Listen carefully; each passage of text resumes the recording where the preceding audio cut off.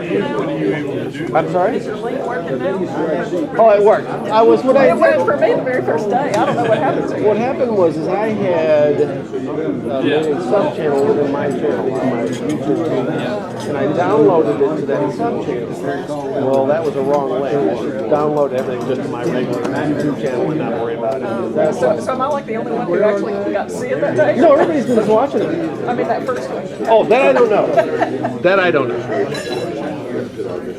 Hey, who's the gentleman's name? Sharon. Susan, do you from that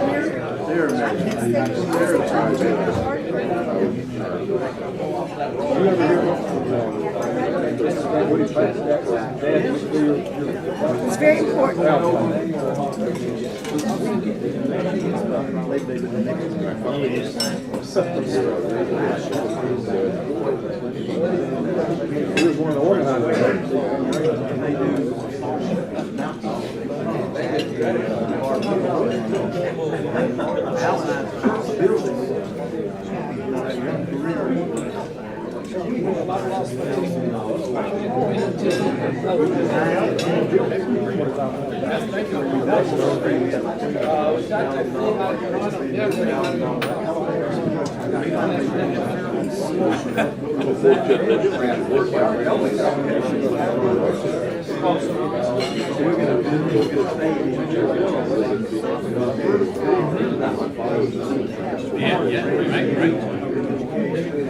Woody, when he was down still out, they called him.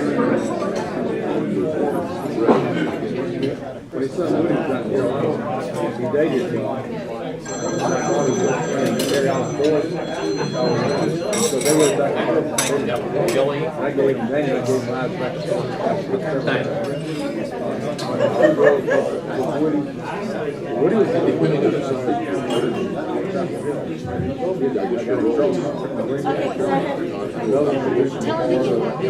You're special. I know.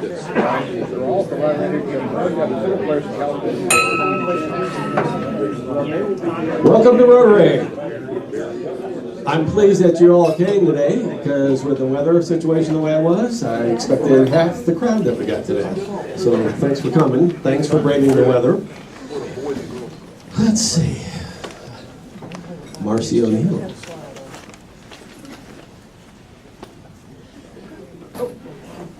I know we have a lot to think about in terms of what's happened this week in Texas and Louisiana. Are there other prayer concerns that anybody would like to share? Steve?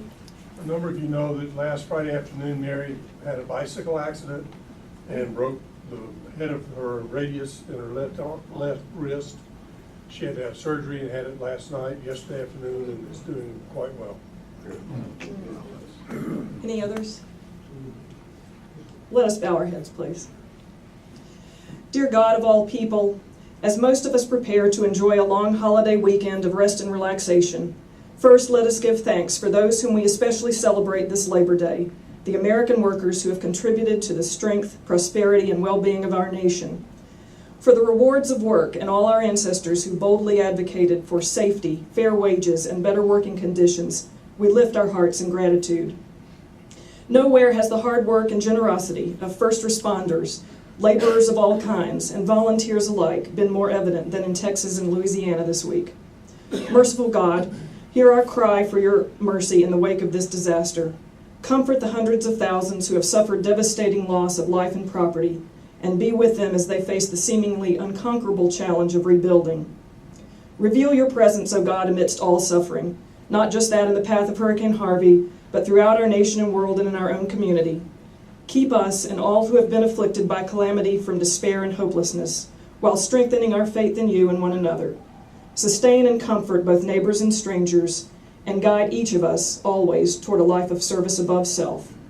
And now we give thanks for our many gifts, including this food and the hands that prepared it for us with care on this Labor Day weekend. In your name we pray. Amen. Amen. Thank you, Marcy. Please join me in the pledge. I pledge allegiance to the flag of the United States of America and to the republic for which it stands, one nation under God, indivisible, with liberty and justice for all. And of all the things we think, say, or do, is it the truth? Is it fair to all concerned? Will it build goodwill and better friendships? Will it be beneficial to all concerned? Thank you. Please be seated.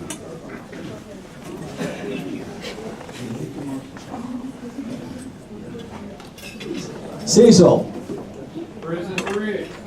how are you? Fine, how are you? I'm doing well, sir. I'm assuming you want to do makeups now? We have no, Sure. Sounds like a good idea. We have no registered visiting Rotarians today. I don't think I overlooked anybody. Doing makeups today with Bill Allsbrook, Neil Inslee, and Sandy Giles at the Rotary Foundation Board meeting. So let's give those three a hand. Give me the day of caring now. Sure. Brother Leatherwood is not with us today. Actually, neither Brother Leatherwood. Larry says that for those who have signed up to help with the day of caring, remembering it's 2 days of work, but work as much as you can. We'll meet at Eagles on Champion Drive in Canton at 9 a.m. both days. And we're removing, the first day we're removing underpinning and replacing it on the second day. And on a Rotarian related note, I spoke with Lee Finger this morning, and Lee is happily ensconced for the moment in Charleston, and sends his regards to everyone. Thank you. Thank you, Cecil. All right, very good.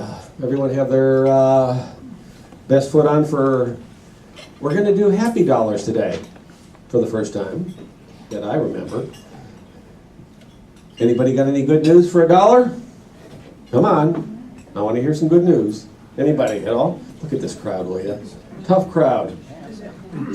Joe Sam. This is all going to the general fund, guys and girls. I'll have to get some change. Oh, well, whatever. I'll give you change. I'll just use that as a segue to say this is the 48th Smoky Mountain Folk Festival. It starts tonight at 5 o'clock and the sun's shining. It may be pretty, we're expecting a little bad weather, but pretty tomorrow. But we start outside, we have a big tent, so it doesn't matter if it rains or not. But the main stage show starts at 6:30 till about 10. This is the 48th year, 48 years ago, 4 Rotarians were the leadership team that started this. Bob Brannon, Ernest Hodges, myself, and Tom Posey. And it's really one of the nicest Appalachian music and dance festivals in the country. There'll be 25 music groups, 10 square dance teams over the 2 days. Tomorrow at 6:30 to kick off the main stage is the Montreat Pipes and Scottish Pipes and Drums. So it's a great place to enjoy Labor Day weekend. Thank you, Joe Sam. Greg. I'll put this in, and I'm just gonna do this for my daughter who cheers. So we'll just do this. Maybe somebody else has $1 they want to put in. Oh. Yeah, I'm happy. On Wednesday this week, we became a Nissan dealer.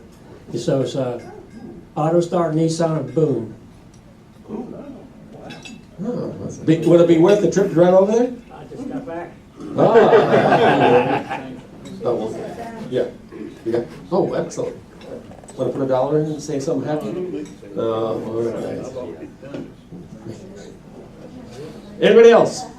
Any happy dollars? Nothing. Yeah, Gary does. All right, be right Gary's there. got one. Come on over. I don't know whether it's a happy dollar, a sad dollar, or a mad dollar. My 14-year-old granddaughter I went golfing with, and she shot a 78 and beat me. It was fun. I would say it's a happy dollar if your kid can do that, to be honest with you. It's great. Glad to hear it. Glad to hear it. Did you shoot Come back. 79? Yes, ma'am. I have happy news that we had 75 adoptions at Sarge's last month, which is our new record, and we are nearing 8,000 animals rescued. Well, Lord be, isn't that wonderful? Very good. All right. That'll do it. Good. Well, thank you very much. You got your change? We have $4 more. Got 4 more in there? Yeah, 4 more.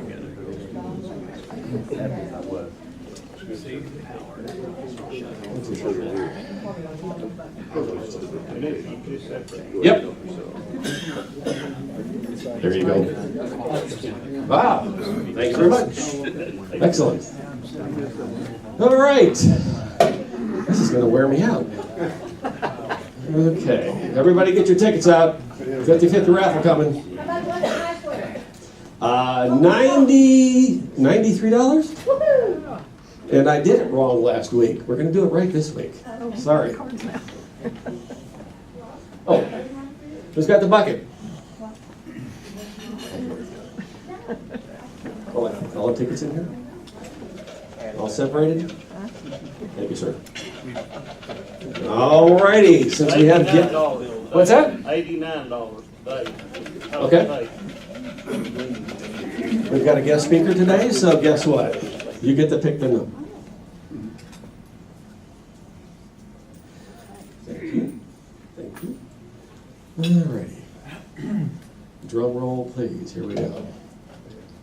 Last 3 numbers are 3, 5, 0. 350. George? George.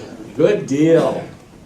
All right. What we were supposed to do last week, Patsy, was get out the cards, and there is one joker in this deck. If you pick the joker, oh, that's the joker. Leave it there.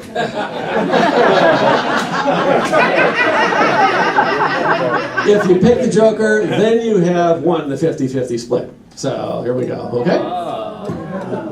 So that keeps the money in the pot. Just one. What is it? King of Diamonds. Oh, that's right. What we do is we're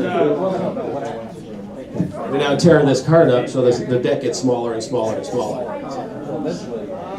Okay, so the pot stays, so it rolls over bigger next week.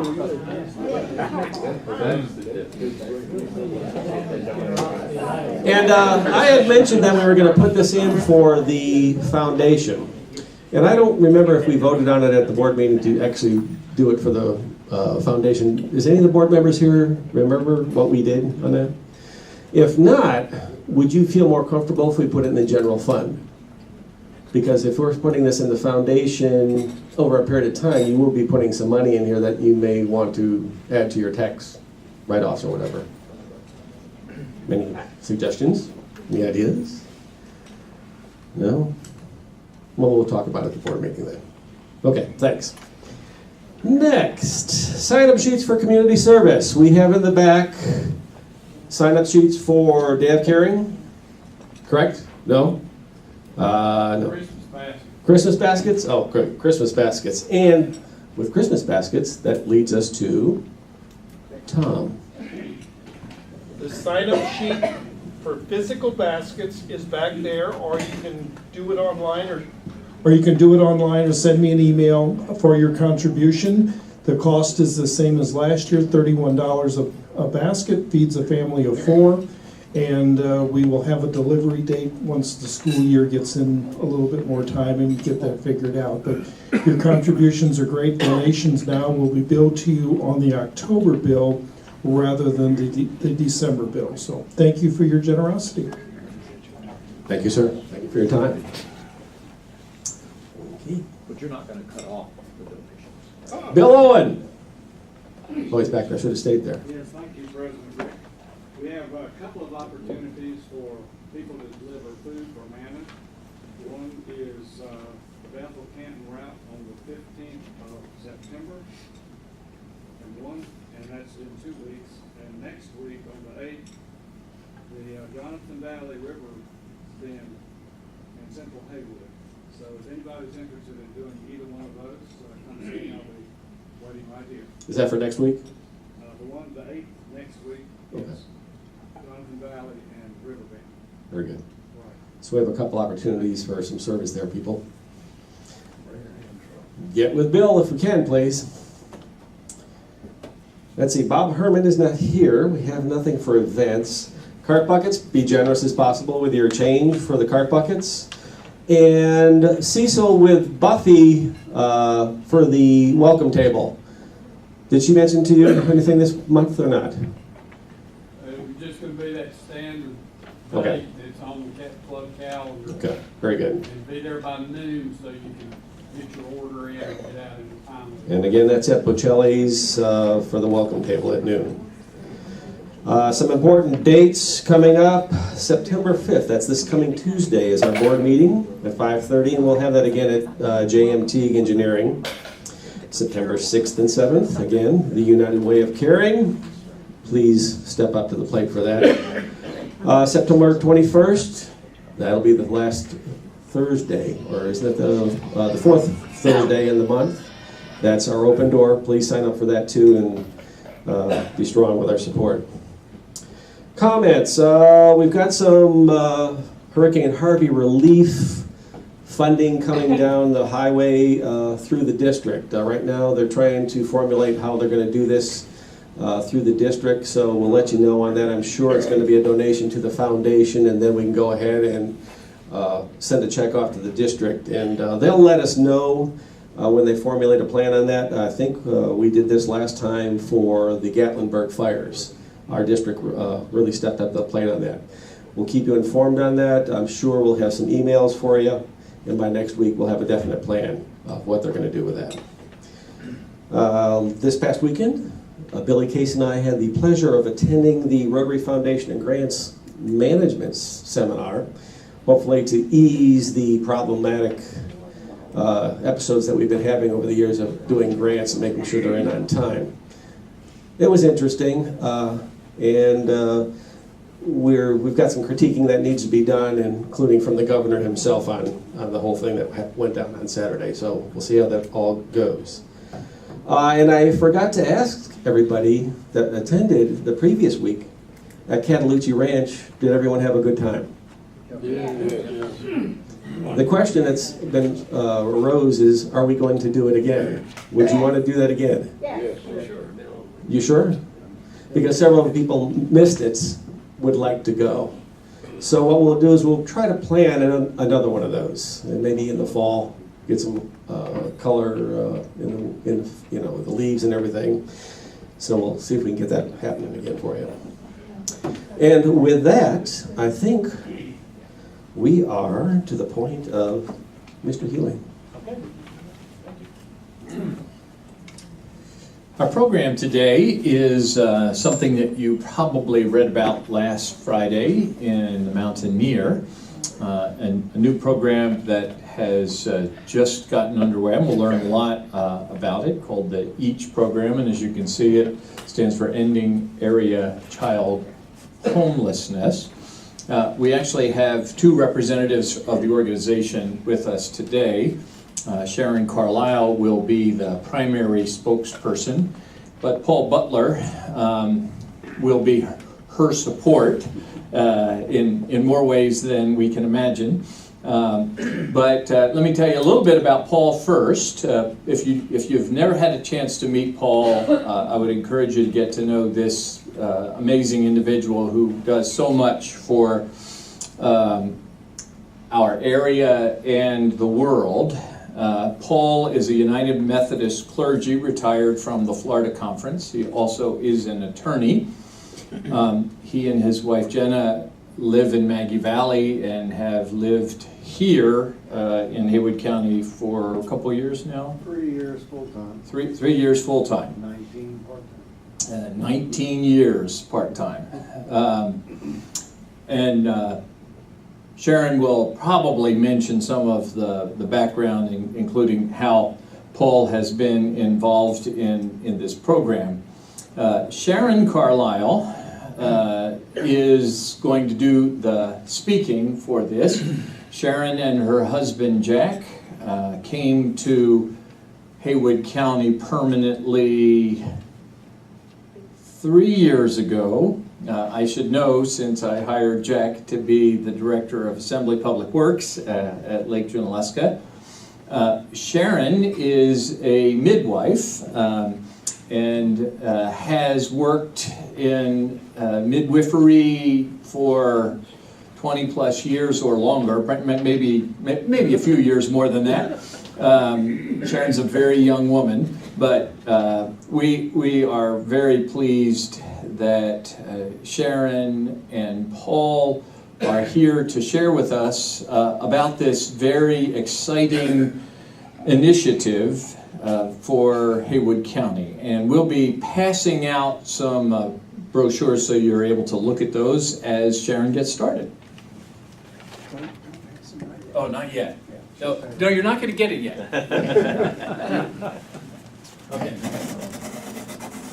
Thank you, Jack, and thank you to the Rotary members for inviting us to share the EACH initiative with you today, Ending Area Child Homelessness. This is a movement that I believe in my heart of hearts has the power to transform lives here in Haywood County like nothing else we've seen before. Imagine, if you will, a father walking out, leaving a mother and children to fend for themselves. Imagine mom and the kids being evicted when they can no longer pay the rent or mortgage. Imagine the downward spiral of that now homeless student whose grades plummet from a lack of sleep. Imagine the erosion of that student's self-esteem, leading him or her to seek acceptance from peers in unacceptable ways. Imagine 300 homeless children here in Haywood County at the end of the 2017 school year. Many live in cars. Most of them couch surf. And by that I mean they move from friend to family's couch or floor. Maybe a week at a time in one place, but never with a permanent place to lay their heads. As one Tuscola high school social worker described it, imagine 12 people living in a single wide mobile home. Now, imagine the people of Haywood County rising up to meet this need. The EACH initiative at its core is quite simple. The 200 congregations in Haywood County will provide transitional housing for mothers and children as these families move along the path from homelessness to self-sustainability and permanent housing. Before we discuss the specifics of the EACH initiative, let's look at a video. This video is Sarah's story. Sarah was a client of the Open Door, and when she learned that we were searching for a family willing to tell their story about homelessness, she eagerly stepped up. What you need to know about Sarah is that she's real, and her story is totally unscripted. The camera started rolling, and she started talking. At the end of the video, you will also hear from Reverend Chris Westmoreland from Long's Chapel United Methodist Church and Reverend John Swanger from Calvary Road Baptist as they share their hopes and dreams for ending child homelessness in Haywood County. Let's watch the video.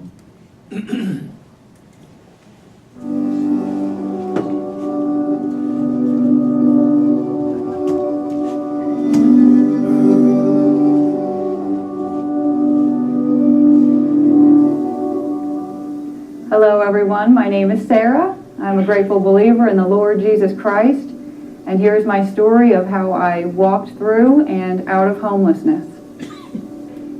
In the early stages of our relationship, things were going very well and seemed very good, and we were very happy, and there was addiction lurking underneath everything, and addiction to alcohol, and on both of our sides, his and mine. Yet we became pregnant with our first child unexpectedly, and I was terrified.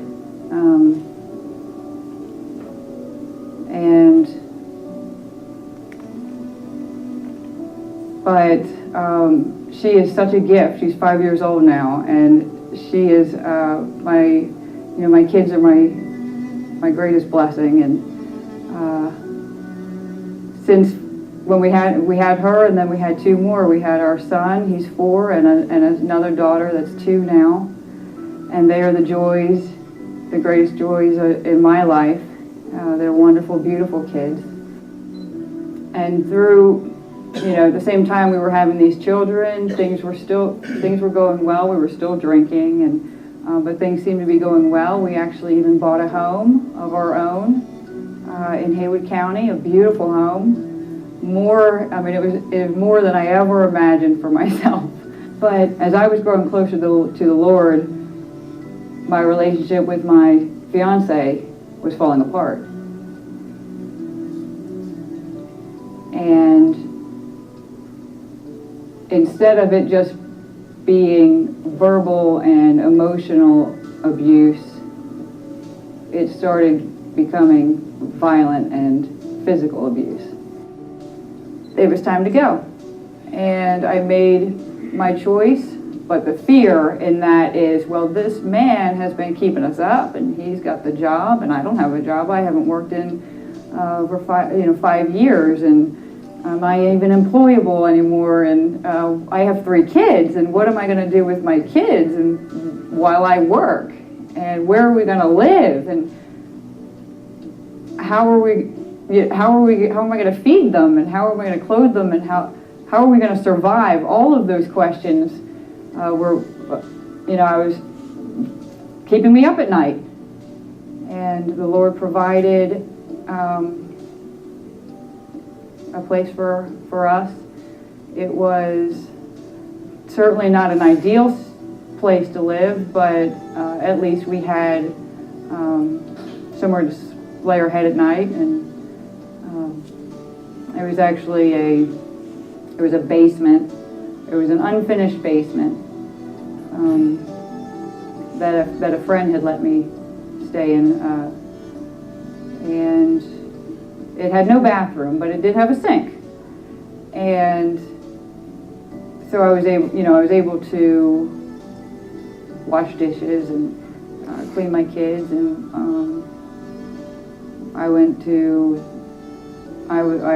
acquired a camper potty, so we had a place to go to the bathroom. And we stayed there for months. It was pretty dark, and it did have a floor, a concrete floor, but it was cold, and there were bugs. There were lots of bugs, and it was cramped.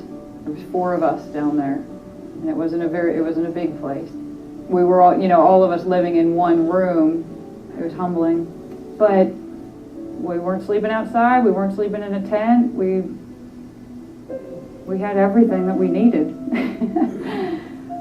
I had a toaster oven.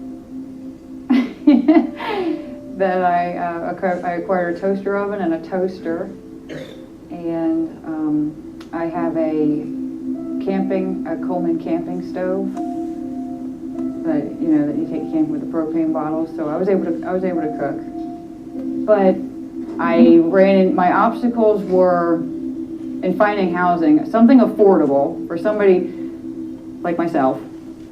Here's how it would go. Hi, Mr. and Mrs. Landlord. I'm Sarah, and I have 3 beautiful children. They're very well behaved. Can we rent your place? And they said, well, do you have a job? And of course I had to say, well, no, I don't have a job. And then the door gets slammed in your face. So I was even driving around Haywood County and seeing homes that have for sale signs on them, and I was actually calling the numbers and the realtors to see if they could possibly get a hold of the homeowner and would they rent to me until they sell their house. When we walked out of the fancy house, where we had, seemingly had everything worldly at our fingertips,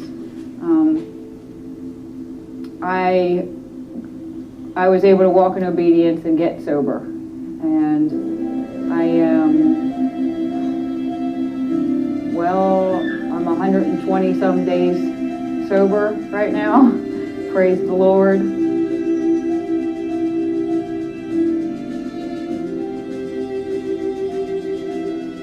Hello, I'm Chris Westmoreland from Longs Chapel United Methodist Church. And I'm John Swanger from Calvary Road Baptist Church. And John and I feel blessed to be able to share a little bit with you because we feel remarkably convicted about the fact that you've just heard a very heartbreaking and seen a very heartbreaking story. And the truth of the matter is that Haywood County Schools tell us that anywhere from 250 to 400 kids and youth in our community on any given school night don't have a regular place to stay or to sleep. That's just unacceptable. We believe that our community can do better. We believe the Church of Jesus Christ is better than that. And so we're incredibly excited to be able to not just talk about the problem, but actually to help encourage all of us to be a part of the resolution.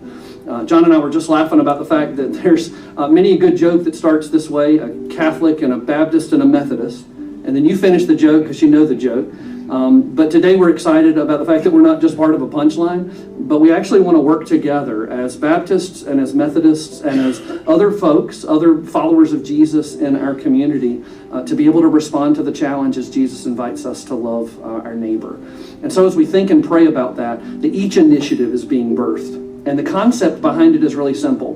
What does it look like for each church in Haywood County to buy or to lease a house, or to partner with other churches to do that, to be able to love on a family that's been homeless for a season of 12 to 24 months. And the church gets to love on them, and the family gets to hopefully grow in their faith and in their life. And a social worker is going to work with them to help address the issues underneath their sustainability in their life. And so we want to help that family, and we want to help that family move to a different place in their life, and we can be a part of that. And so, John, as we think about that opportunity that's before all of us, as we think about that, why would you want, like Calvary Road or other churches in the community, to be a part of the Each initiative? Yeah, I'll tell you, the answer to that is really simple. The reason I think we ought to be involved in this is it's biblical. It's exactly what Jesus has commanded us to do. For so long now, we've allowed the government, which we're all thankful that they have done a lot, but the church has allowed the government to do the church's job.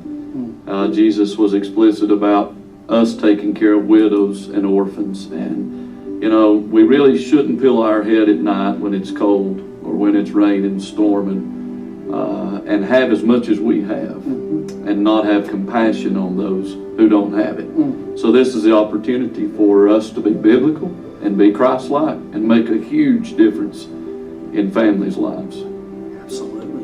What if our churches can't really weave the Each initiative this year into our budgets? What if we can find other ways to begin to develop resources that are going to support this need? There's an email address that's popping up on the screen. We invite you to email that or reach out to one of us, because we'd love to invite you to be a part of this special movement of the Holy Spirit across Haywood County. May God bless us as we launch the Each initiative and as we do this in His name.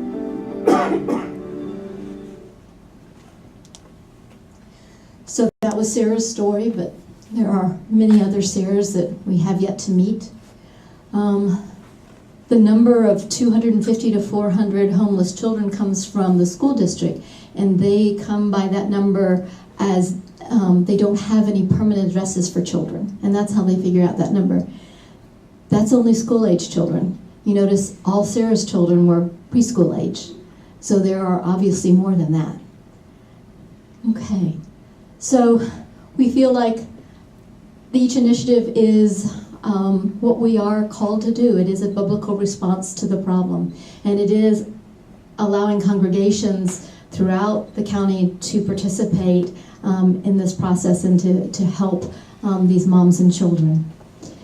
So as you heard Chris Westmoreland talk about Congregations acquire houses and walk with families from homelessness to self-sustainability. That acquiring of a house can be a house that perhaps it's a parsonage that's no longer used, perhaps it's a house that someone has that they want to donate, perhaps it's a house that the church actually buys.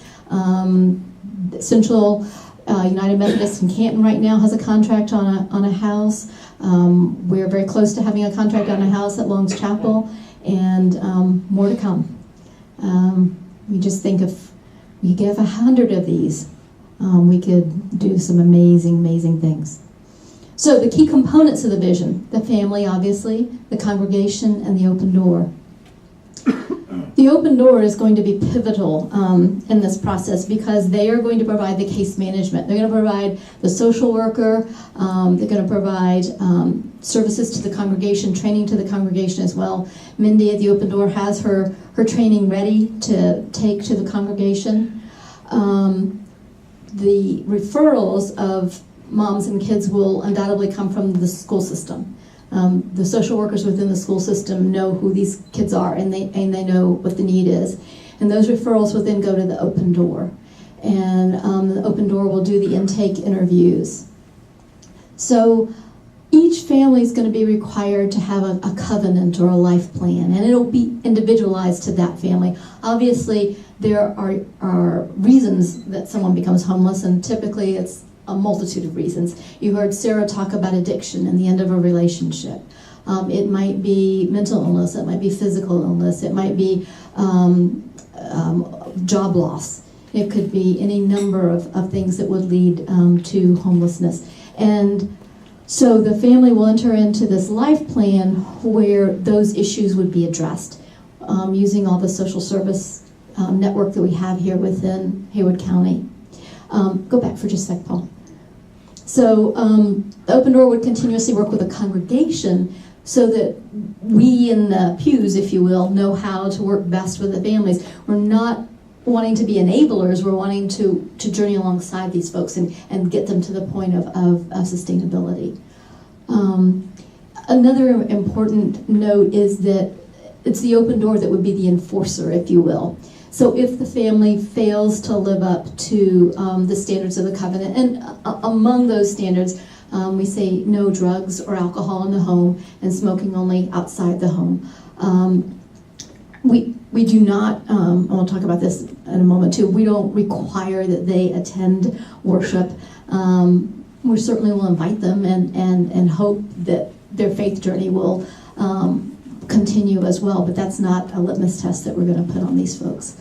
But if they fail to live up to their end of the bargain, the covenant that they've signed, then it's the open door that will be the enforcer and will say, you have to leave. There's another family waiting to come in, and unfortunately you can't stay. Okay. So we have some amazing resources. I don't have to tell you that here in Haywood County, from mountain projects to Meridian to just you name it, and we seem to have it here. And this is a way to utilize all of those social services to help these families with their individual life plans. The role of the congregation. So the congregation, as I said a moment ago, will either be given a house. Anybody here got one they want to give away? To whatever congregation you want. Buy a house, rent a house, perhaps use an existing house. Be given funds to purchase a house. The congregation will actually prepare the house for occupancy, making any renovations or getting anything up to date that needs to be up to date. We don't want people living in a place that we wouldn't want to live in. And then through donations of furniture, household items, those sorts of things, get the house ready for the family so that it's ready for them to walk into and to live in. The congregations will also be responsible for covering the cost of insurance and utilities. Now, depending on employment and some moms may be employed and still be homeless. Some may be needing employment, but be that as it may, we'll ask that mom either contribute to the overall expenses, or maybe that money gets put away into a fund so that at the end of the 12 to 24 months, when she and the kids are ready to transition to permanent housing, there's that nest egg there to help with that first and last month's rent or whatever the needs are at that time. So as I said a moment ago, the congregation would invite but not require the family to become a part of the life of the congregation. And that may be anything from Wednesday night dinners to youth programs to Sunday school and church. There would be a designated liaison within each congregation that would kind of be the point person, if you will, and would stay attuned to what the needs of the family were as time went on. So this is one model, and certainly congregations can adopt and adapt a model as they see fit, but with a core of team leaders and then those folks who are going to be finding the houses, helping to secure the houses, those handy persons that are going to help with whatever home repairs are necessary, or maybe that stopped up toilet on a Sunday night, you never know. Home warmers, that's the term we're using for those folks who are going to do the shopping and the preparing and the getting the house ready to welcome the mom and the kids to the home. Mentors who will be trained by the Open Door to walk alongside these folks and with their working through their various issues that have led to their homelessness. Car friends, so we anticipate that most of these women will not have transportation. And let me walk over here and get out of these folks' way. And so maybe folks in the congregation will take a day of the week that they'll be able to run the folks where they need to be, or to take kids to school if the bus is not handy, or whatever needs to happen. Perhaps this is also looks like someone's ready to buy a new car, and rather than get some lousy trade-in value for your car, you donate it instead. And so the mom actually then does have some transportation. The role of each initiative is to facilitate the overall process by connecting these resources. And we have an application in for 501c3 status. At this moment, we are recruiting additional congregations and speaking to groups like y'all. We're connecting smaller congregations, maybe where 2 or 3 small congregations, or even 4, go in together to have a house and have a family.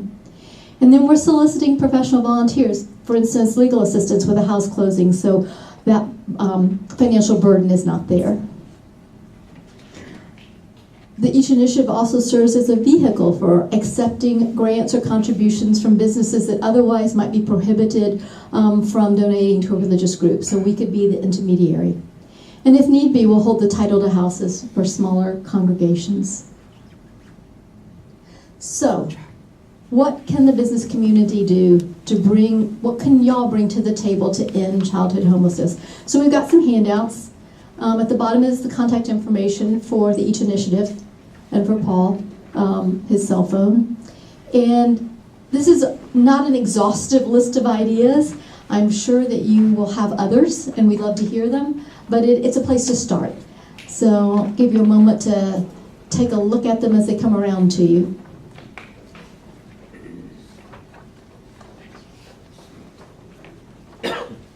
And if you know somebody who's not here that you think might want one, take an extra or 2.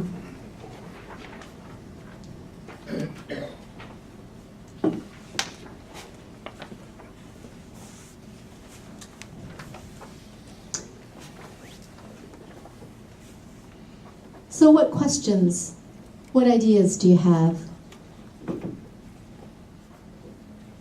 Yes, Paul. Is there a relationship with Pathways in some way? I know Paul's on their board, I believe, but has there been communication there? Sure, there's been a lot of communication with Pathways, and Paul is no longer on the board there. But so Pathways is working right now. What we're talking about is transitional housing, right? So you may or may not know that there is no emergency housing for families in Haywood County, and Pathways is working on the emergency housing, meaning, okay, family is literally on the street right now or living in their car right now? What can we do for them at this moment in time? And heretofore, there have been vouchers given for motel rooms, but that's short-lived, and that doesn't go very far. But so Pathways is working. My understanding is they're working to have some emergency housing for families and children, because currently it's only for women or for men, but not for families. And what we're talking about, of course, is transitional housing, something that goes on for 12 to 24 months. Yeah. Just, and I'm very supportive of this need in our county. Our class had, one of our members is, I think, maybe the Haywood coordinator, or maybe it's out of Asheville for Big Brothers, and had a situation where his big brother, a little brother, had never slept on a bed in his life. And so it was a situation where we were able to get a temporary place to live, get the furniture, and move them in. But this is real. Oh, absolutely, this is real. Great need, so I want to encourage you what you're doing. Trying to remember the story that Chris had told Paul about meeting with the superintendent of schools here. Yeah, it was a girl that showed up at high school. Every morning she was there before any of the staff or faculty arrived. And it took them a while to figure out why. And the why was because she was living in a tent with her family out in Bethel. And she would get to school in time to get into the lockers and take a shower and attend to her personal hygiene so she wasn't ostracized by her classmates for smelling so bad and looking so ill-kempt. And that was how she survived. Sure. Yes, Rick. You said transitional for 12 to 24 months. Do you have like an average of when they transition? Is there out usually? So that's what we're thinking is the acceptable time frame to move people from the homelessness, to deal with their issues, to get them to the point where they can be self-sustainable. But I have to tell you, we don't have all the answers. And we don't know what we don't know. So we're open to thoughts and ideas, and we're doing some of this as we go along. Paul likes to say, we hope we make every mistake only once, Yes. I was wondering, as you're working with these folks, are you helping them to prepare or find jobs? Oh, absolutely. Absolutely. Employment is key. Yes. But keep in mind that people can be employed full-time and still be homeless. I mean, there's not necessarily a living wage in every full-time job. Yeah. Yes. Are you all plugged into the county's Affordable Housing Task Force effort that's underway right now? I served on it. Yeah, I remember that you did. So we're getting ready to go to the next step in that process. Sharon. Let me just say a word about the question was, are we plugged into the Affordable Task Force? And I said I had the opportunity to serve on that. Let me just delineate a little bit more, like Sharon did, about the stages of housing needs. There's what we call emergency housing, which may be just a day, 2 days, maybe a week, 2 weeks. And then what we call short, and then in Haywood Pathways doing a wonderful job addressing that. But as Sharon said, they have men's dorm, women's dorm. They are looking at acquiring something or building like a bed and breakfast that would serve for short-term housing. And that could be for a month, 2 months, to let the family get on their feet.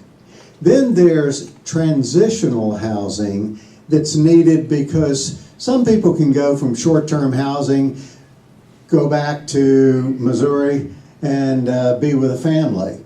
Others, though, need to have that job, or they have the job, as Sharon says, but still need help getting to permanent housing. So you then go from transitional housing to permanent housing, and within the category of permanent housing, there's affordable housing. And so whether that's an apartment or whether that's a house. So affordable housing is a subcategory of permanent housing. Ed, you had a question? Yes, Sharon, how does this dovetail with a program that we had here in the community? I guess it started about 2 years ago, the Circles of Hope. We still use it. Yeah, Circles of Hope will be one of the integral parts of this, and they are absolutely on board with this. So Circles of Hope is about a 6-month program, and so we're thinking that, you know, for lots of these folks, it needs to be longer than that. And Circles of Hope is thinking that too. Yes, They've yes, learned. yes. And they have a new director. Okay, okay, good to know. Cecil. Is Habitat for Humanity not that next affordable transition or movement that you're talking about?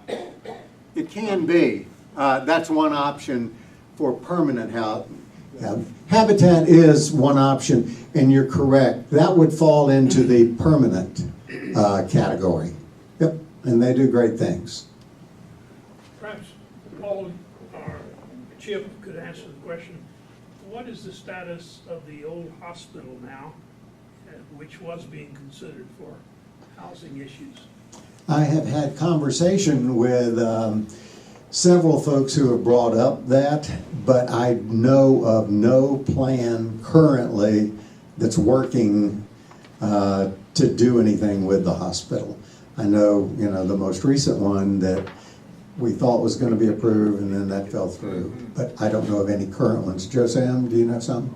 I don't know anything about that. I know that there's a number of people trying to do some housing, so maybe something will come of the Affordable Housing Task Force.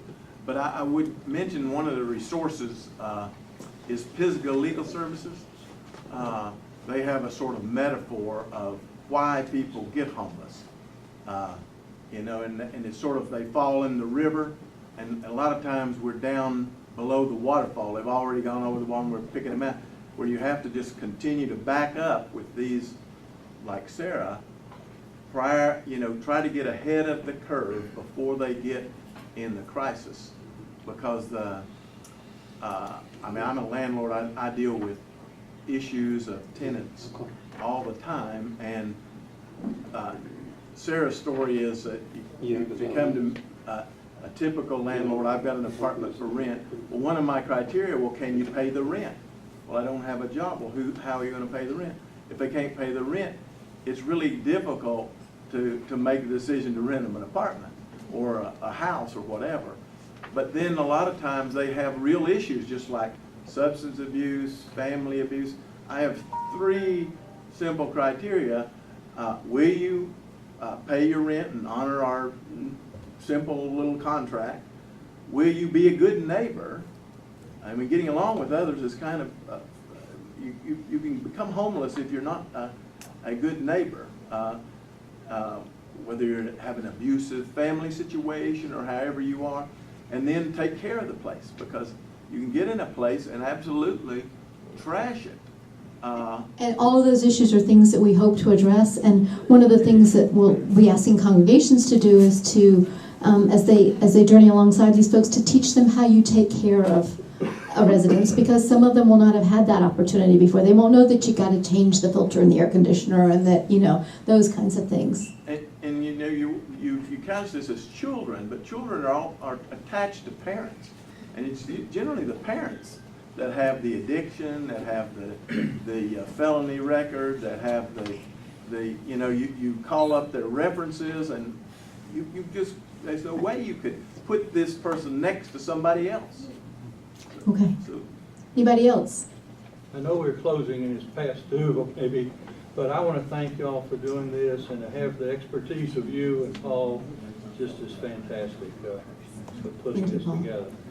Just so you know, I knew Paul back when he was a young lawyer in Atlanta, Georgia, before he went in full-time ministry, part-time. Well, we thank you very much. Thank you for that. One real quick thing that I saw that I forgot, October 19th, next month, 6 to 8 p.m., they're having the Rotary District 7670 Highland Brewing Company Live Music Festival, the Oktoberfest. So put that on your calendar. It's a great time. Cecil. Do not forget your umbrellas. It's not raining now. Exactly. It is not raining. Normal meeting next week, board member meeting on Tuesday, and remember the United Way of Caring. Anything else? We're adjourned.